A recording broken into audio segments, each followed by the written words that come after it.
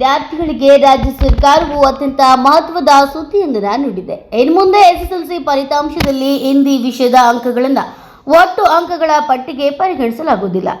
ಈ ಕುರಿತು ಪ್ರಾಥಮಿಕ ಮತ್ತು ಪ್ರೌಢಶಿಕ್ಷಣ ಸಚಿವ ಮಧು ಬಂಗಾರಪ್ಪ ಅಧಿಕೃತವಾಗಿ ಘೋಷಣೆ ಮಾಡಿದ್ದಾರೆ. ಕಳೆದ ಹಲವು ದಿನಗಳಿಂದ ಎಸ್ಎಸ್ಎಲ್ಸಿ ಪರೀಕ್ಷೆಯಲ್ಲಿ ಹಿಂದಿ ಭಾಷೆಯನ್ನು ಕಡ್ಡಾಯಗೊಳಿಸಬಾರದು ಮತ್ತು ಅದನ್ನು ಅಂಕಗಳ ಪಟ್ಟಿಯಿಂದ ಹೊರಗಿಡಬೇಕೆಂದು ವಿವಿಧ ಕನ್ನಡಪರ ಸಂಘಟನೆಗಳು ಸರ್ಕಾರಕ್ಕೆ ಒತ್ತಾಯಿಸಿದ್ವು ಎಂದು ಸಚಿವ ಮಧು ಬಂಗಾರಪ್ಪ ಅವರ ನಿವಾಸಕ್ಕೆ ಭೇಟಿ ನೀಡಿದ ಕನ್ನಡಪರ ಸಂಘಟನೆಗಳ ಮುಖಂಡರು ಈ ಬಗ್ಗೆ ಸುದೀರ್ಘ ಚರ್ಚೆ ನಡೆಸಿದರು.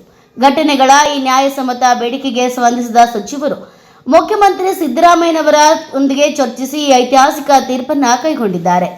ಹೊಸ ನಿಯಮದ ಪ್ರಕಾರ ತೃತೀಯ ಭಾಷೆಯಾದ ಹಿಂದಿ ವಿಷಯದಲ್ಲಿ ವಿದ್ಯಾರ್ಥಿಗಳು ಗಳಿಸುವ ಅಂಕಗಳನ್ನು ಒಟ್ಟು ಮೊತ್ತಕ್ಕೆ ಸೇರಿಸಲಾಗುವುದಿಲ್ಲ.